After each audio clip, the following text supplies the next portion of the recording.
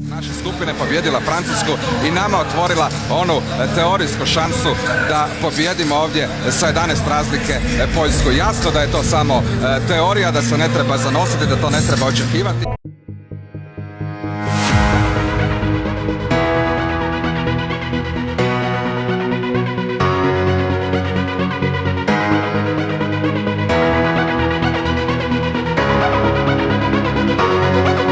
Razlike, senzacionalnih 6 razlike uoči kraja prvog dijela. Idemo u zadnju minutu.